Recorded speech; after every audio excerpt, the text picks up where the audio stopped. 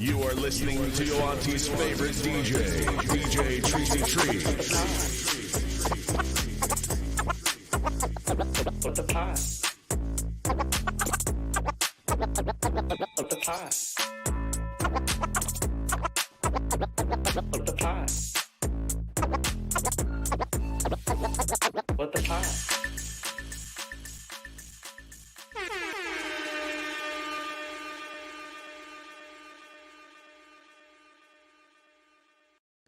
Welcome back to What the Pod.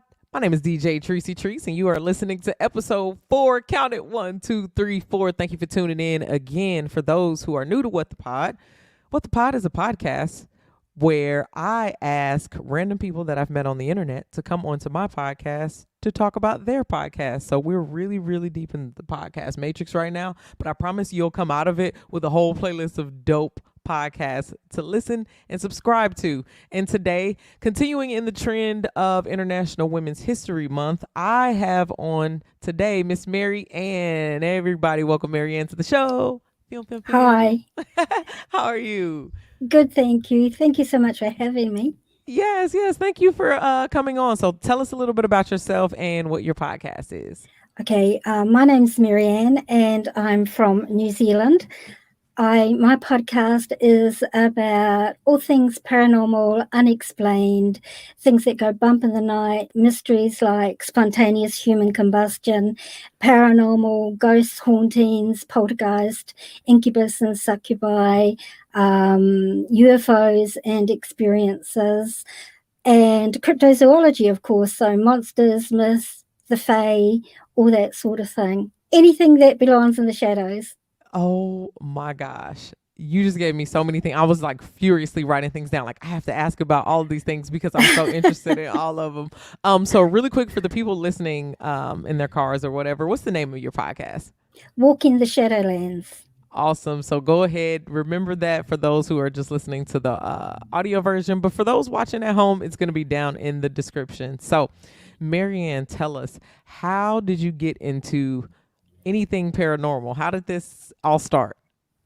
Well, it's kind of a long story. And I don't usually put my face out there. So this is a bit different for me, being on a live video. I've been my entire life, I'm a spiritual sensitive, I'm a clairvoyant medium, clairsentient. And I've had experiences my entire life. I'm 65 shortly. So it's been a lifelong thing. Started when I was very young.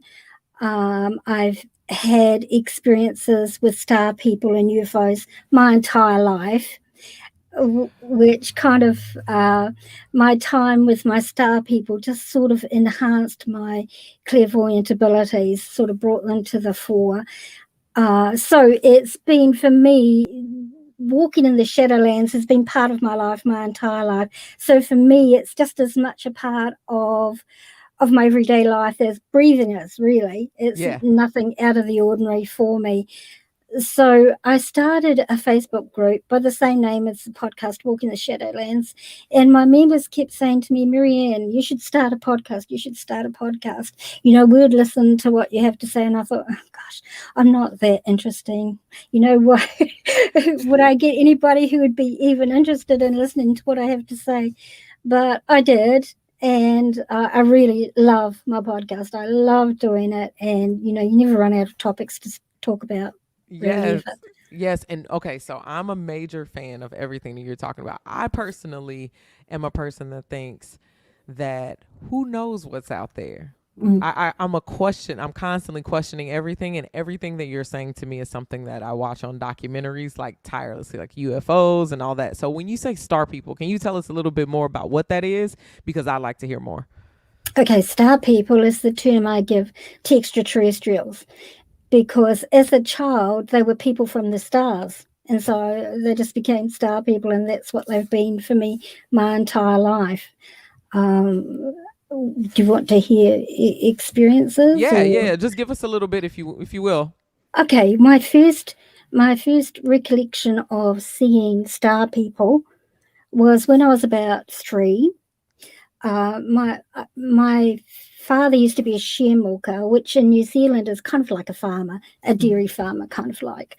And we lived way out in the country. Now, in New Zealand, in the country, in those days, back in the 50s, there was not a lot of traffic. There were metal roads or dirt roads. There was not a lot of street lights and not many cars.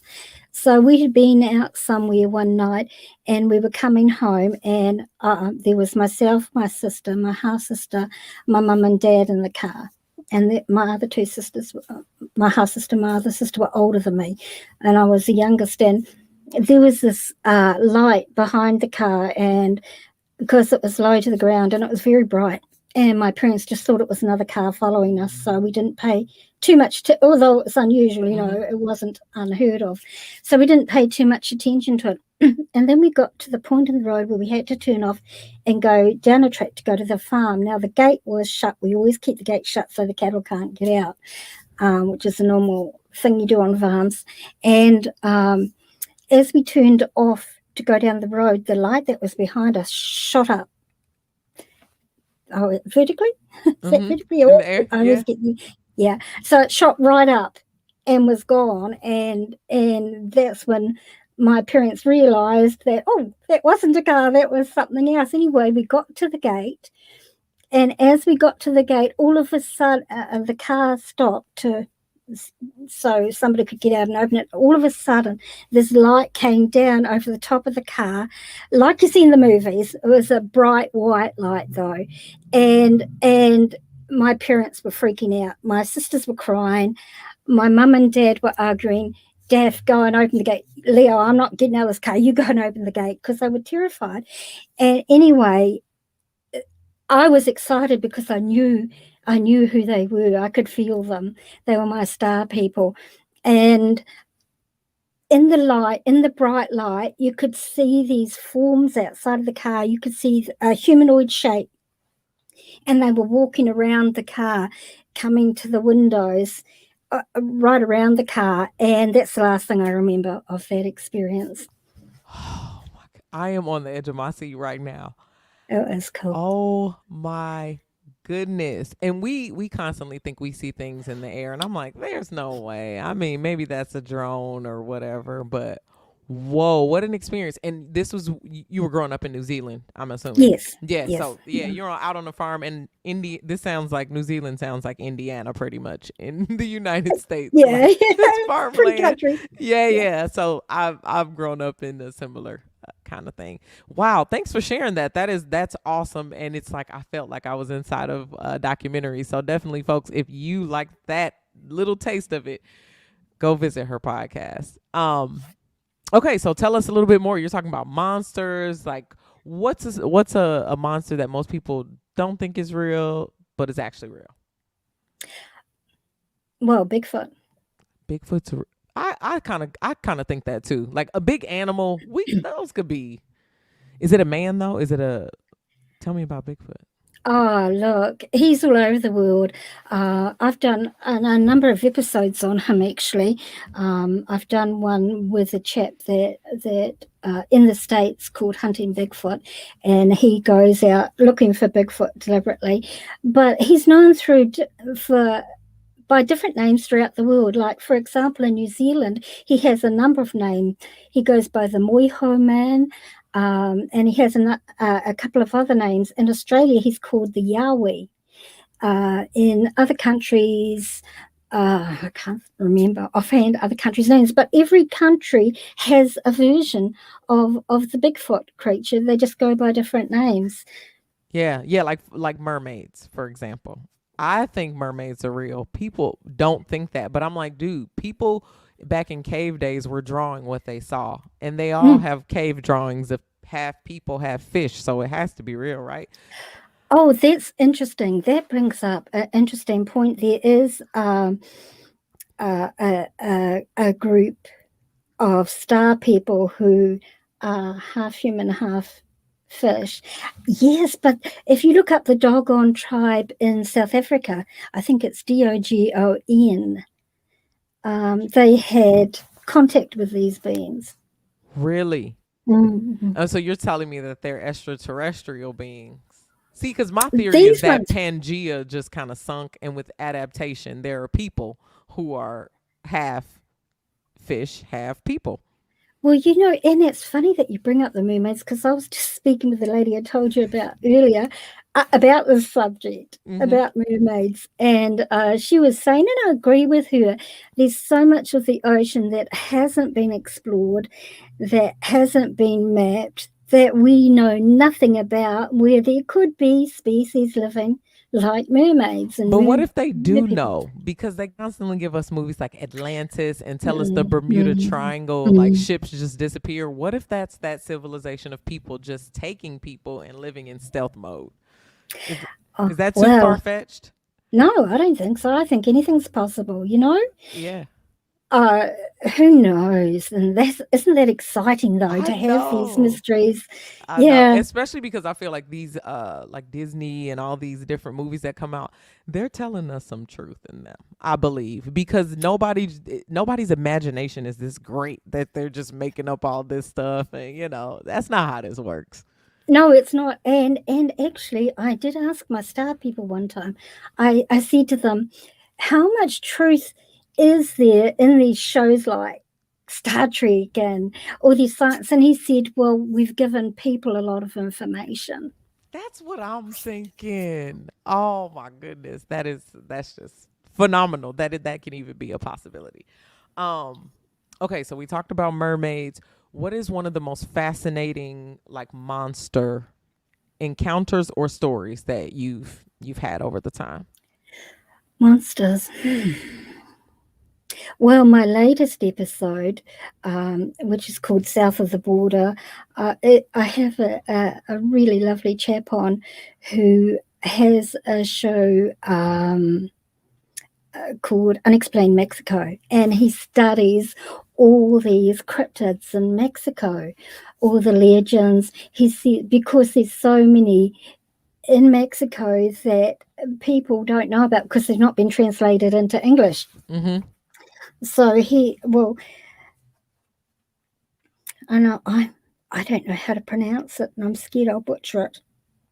Um, they have a version of fairy folk, and there's actually they were building a bridge to one of the major airports in Mexico, and the bridge kept collapsing.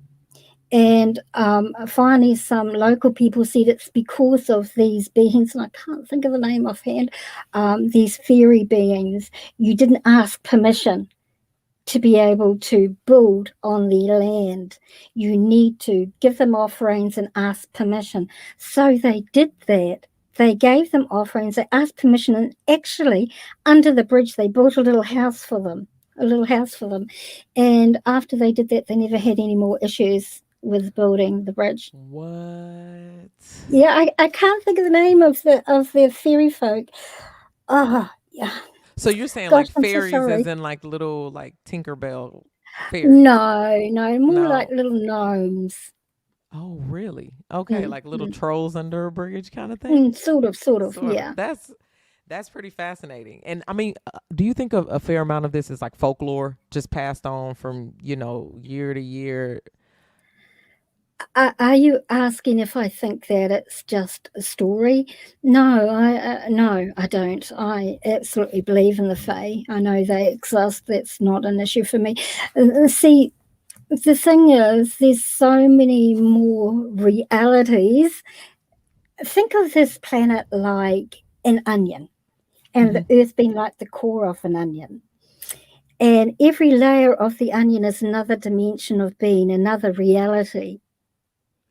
And there are so many more realities wrapped around this one than most people are aware of.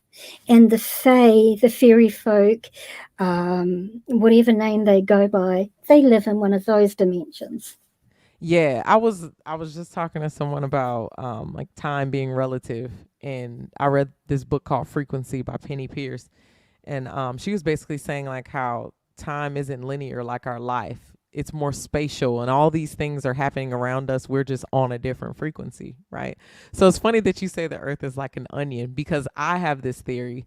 We just moved recently to California, just across the country from Indiana.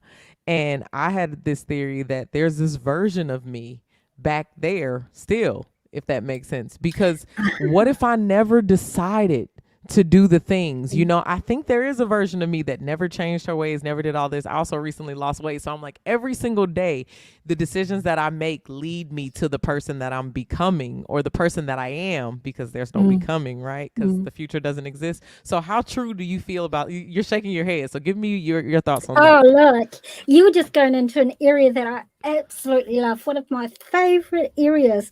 And it's an episode that I did called A Glitch in the Matrix, a Holographic Reality. And I did like about 30 hours plus research for this show. It was like writing a thesis. And what you're talking about is parallel realities, parallel dimensions. And there's a lot of theories, theoretical physicists, some big names. And there's links to them on my website. Under that episode, I've got links to each of the major theoretical physicists in the world, and their thoughts on this reality being a holographic reality. Like it's just a projection of what you create in your mind? No. What is? Okay, so school me on that part. So they're thinking that that this world that we exist in doesn't actually exist. That it's a hologram created by a more intelligent species, and we're like avatars in this hologram. I can kind of get down with that too. I've looked at a couple different things on that, and that's my reason for believing in that a little bit, is just, or being able to hear that and accept that, is because, why do we sleep? No, people never think about that. Like, why do we need to sleep? And it's almost like when you sleep, you leave this dimension and do something. It's almost like that's where it's like, is this a simulation, or are we spirits having a human experience, if that makes sense? We are spirits having a human experience, but we're having a human experience in a holographic reality. It's really like, it's like these movies like Inception and The Matrix. The Matrix, really, the guys that wrote that did a really excellent job. The first one, I don't know about the others, I never saw the others, but the first one, you see, because like this chair that I'm sitting on, it isn't actually solid. It's a bunch of atoms vibrating against each other, with a huge amount of space between them. But we just perceive it as solid. But it's not. There's a quote, and I'm going to butcher the quote because I can't remember it from the Matrix movie, and it's not Neo. What's that guy that he was looking for? I can't think of his name. Morpheus. And he says, "What is reality?" Butchering this quote. All reality is electrical neurons firing in your brain that creates your perception of reality. Yeah. I believe that. I believe it because people will all sit in the same room and have the same experience, but tell the story completely different. It's Absolutely. like, it'll never be my perception is never going to be your perception. It's just, it's wild. It's very bizarre, but I love the fact that is a possibility, and that's why I think manifestation works. It's because you repeat these things over and over, or you write down that, and you just made it real for the first time. You made it physical, and that's how it creates itself. That's a really good way of looking at it, actually. Yeah. So tell me, what about the universe? I think people throw the word universe out a lot now. So what is your perception of what the higher being is? Is it the universe for you? Is it just space? You're asking if I believe in God? What is your version of God? I don't believe it. I have a bit of a different understanding because I come from the knowledge that my star people have taught me. So my perception of God is quite different. The term God, think of God as like a governor or an overseer of a specific area. But they're not the higher power. They're not. So who is the higher power? I don't know. You could call it universal consciousness if you like. I've read that in a bunch of books. Universal consciousness, just the presence of Just the presence, yeah. energy, because energy is neither created or destroyed. So talk about, what do you believe about the afterlife? Well, yeah, this is really tricky because my knowing is quite different. There is an afterlife, absolutely. There is a spirit realm. These bodies are just like cars that we use to get from point A to point B. And when that car's rusty or worn out or breaks down and it no longer serves us, we discard it and move on. And that's what these physical bodies are. But the soul of us, who we are, lives forever. Energy never dies. It simply transforms into a different. That's the first law of physics. Yeah, that's the first law of physics. Neither created or destroyed. And I talk about that all the time. So that's just fascinating. Okay. So which part haven't we talked about? We haven't talked about paranormal yet. So take me paranormal. Like, what would you like to know? Where would you like to go in the where paranormal? would I like to so go? fast. Okay, It's so fast. I'm here in LA, and this Hotel Cecil thing is like Oh, viral yes. right now. Like, so I was actually when we first moved here, we were staying with a friend like 2 buildings over from that hotel. I didn't know anything about the paranormal. I didn't know the show wasn't even being produced yet. They actually were shooting a lot of it right when I was there, which was very, Right. very crazy. So now there are people camped out there. They're trying to break in. They're taking pictures. They're doing all that. But for me, it was just a regular thing.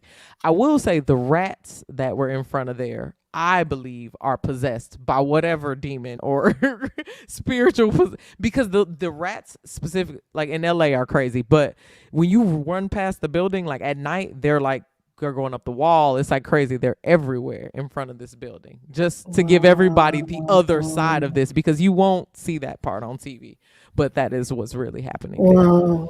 Yeah. I've never, that's a your country thing. I've never seen rats. Oh yeah, it's a city thing. Like Yeah. it's not, but they're huge. They're like squirrels here, if that makes sense. Yeah, Oh, there are really? that many of them, but they really only Wow. come out at night, and they're pretty big though. They could be a small dog, some of them.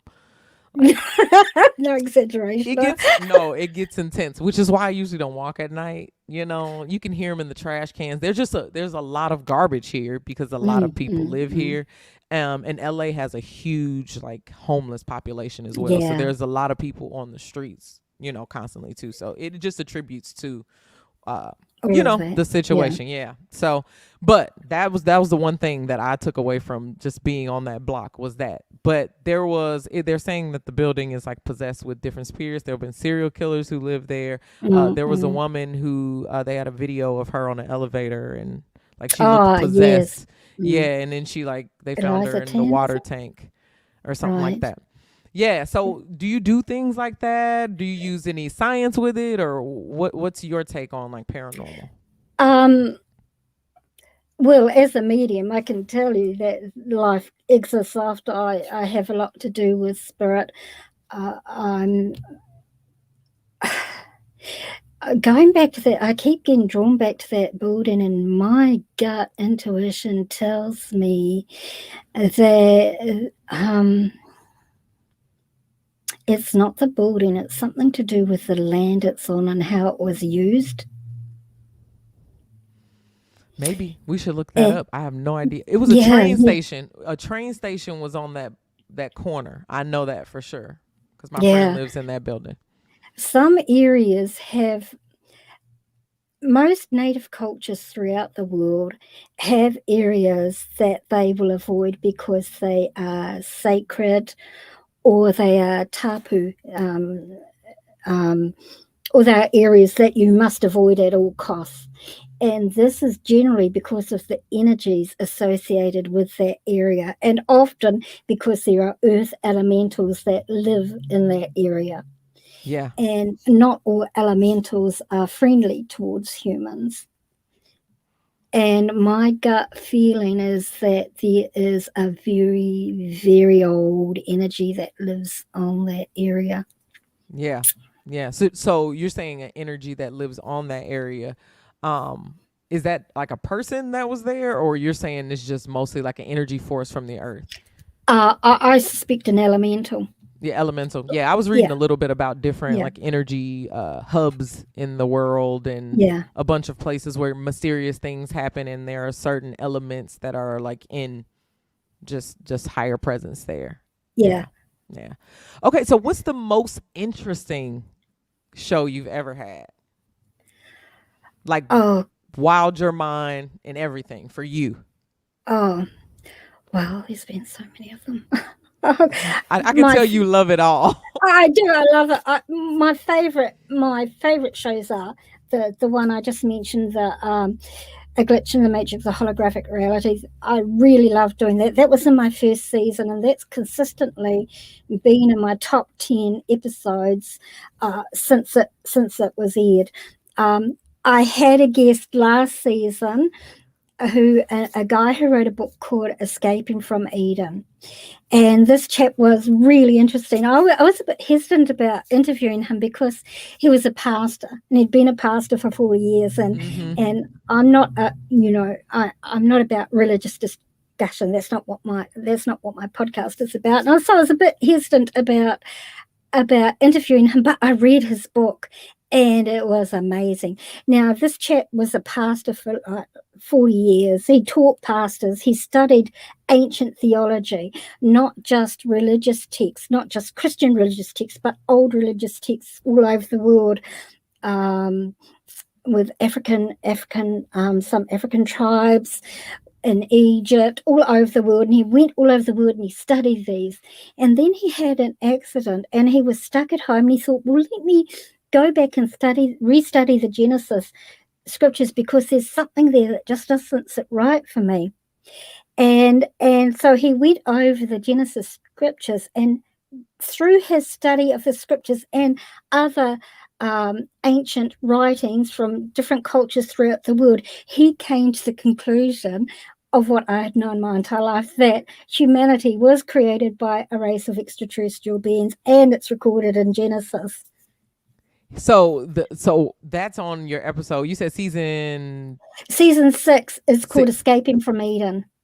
Escaping from Eden. Wow, it's one of my favorite episodes. Yeah, I'm gonna write that down. I definitely want to hear that Oh, one. he's such an interesting chap. And he talks about, I think it's a Zulu legend, about how the earth was created and how the gods came from the skies. Yeah. And yeah, it's really, really cool.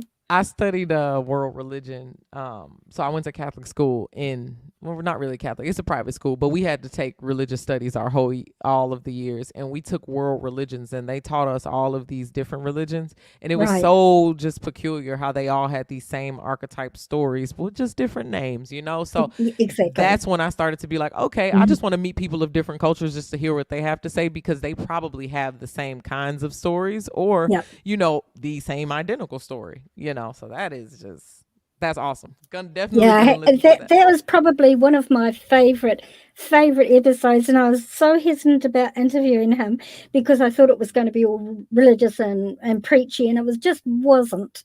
And it really taught me a lot about myself and my own biases. Yeah. It really, and I find that doing podcasts does that. I tend to have more guests than do solo episodes these days, and I just learn so much. I'm like a sponge. I can't get enough, Yeah, and especially when you're interested in it. It's just yeah. This is and the third one. Sorry, the third one is I can't. My mind's just gone blank. I can't think of the name. It was before Escaping from Eden, the episode before that, and it was this chap who had a near-death experience. Oh, it was the most. I cried when I was interviewed. I was trying to be professional, but my head. Fortunately, it wasn't video. Had tears bawling down my eyes while he was telling me his story. He was in his 20s, I think, and he had gone to say goodbye to a friend at a train station in England, and it was winter, and he had a thick winter coat on. And as he left the train, the doors shut and his coat got caught in the train on the station. And he thought, no worries, they just flip open again and I'll just... But it didn't. The door stuck in his train and the train took off with him still attached. Yeah. And he was dragged under the train, and everybody on the train saw this happen. And he was dragged under the train, and the train went over him and stopped a few hundred yards down the track. And he survived. He was rushed to hospital with major injuries to his arm, and he died at the hospital, and he had this near-death experience. And oh gosh, it was just so touching. And when he came back, he had to learn to, he had injuries he had to deal with, and he had a lot of rehab. But he came back being able to paint, and he'd never been able to paint before. And he also composes symphonies, and he never did anything like that. And his artwork is beautiful, and his music is just lovely. And he met these beings who healed him while he was there, and he saw himself out in the universe being healed. Oh my! It was the most amazing story, and those would be my top 3 favorite episodes. I love a good near-death experience with a spiritual aspect to it. I read one about a kid who died in a hospital, and he flew over his body and could see his parents and stuff. And he came back, like it was like 10 minutes or something, not something too long. But when he came back, he told them everything that was happening in the waiting room, and they were like, "How did you know this?" And this dude I read online, it says he's like in his 20s or something now. He's like, knows all this stuff and said the same thing. Like, yo, there's a different experience out there. There are definitely extraterrestrial beings. So I have to listen to these episodes. This sounds like everything that I watch on TV, but it'll just be podcasts, which I just love. Podcasts. Yes, it's awesome. Okay, so I have to ask a question about succubi and succubus. Incubi and succubi. Okay, tell me the difference. Now, I always get them confused. Incubi is the male that has sex with females, and succubi is the female that has sex with males. So these are spirits or entities. Some are earth spirit, humans that have not moved on, who were rapists or really nasty people in life like that, and they were predatory in life, and they just continue that in death. So very often there's a school of thought that says the incubi and succubi are the same creature, and they just simply change form. So they change into a female if they're going to assault a male, into a male if they're going to assault a female. Very often these encounters are non-consensual, they're rape.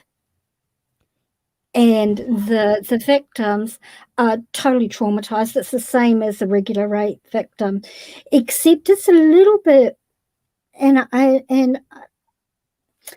it's different, because with a rape victim of a physical person, they can say, well, this person touched me or tried to fight them off and whatever. But for a victim of an incubus or a succubus, they don't have a physical thing, and it's enough to go through the experience of being raped without saying, well, look, I was raped by a ghost. Who's going to believe them? Yeah. Why are succubi portrayed on TV as like these cool things then? Because I feel like when you watch, do you watch like any of these paranormal shows? Yeah. They do. They portray them. Well, and in some cases, it is consensual. In some cases, there are people who deliberately go out and seek these experiences with incubi and succubi because they, for whatever reason, prefer that to a human experience. See, I don't know what show I'm thinking about, but I think it's one of them vampires. I don't know, but the succubus it was a girl, and she kept a man like under lock and key, like almost like that was her. He couldn't leave her. Vampire Diaries. Okay, maybe that wasn't a succubus. Maybe that was a siren. What's a siren? I don't know. Okay, cool. That's what I'm like. I think was that Yeah, bad? yeah, I think she was a yeah. succubus, but they were under some kind of like contract and they had to like break it or whatever. Yeah. Yes, yes. Sometimes people do make contracts with them, agreements with them, but that's rare. Mostly, it's non-consensual, and sometimes with consensual one. In fact, there was one that was in Britain that was televised all over Britain a few years ago. It was this woman who married this pirate. He presented as a pirate to her, and she married him. It was all over the TV, in New Zealand and in Britain, and she was interviewed all over the TV, and she was so in love with this pirate, and she was going to marry him, and they had sex, and they had, it was really enjoyable, blah blah blah. Then about a year later, maybe, she came back and she was really ill.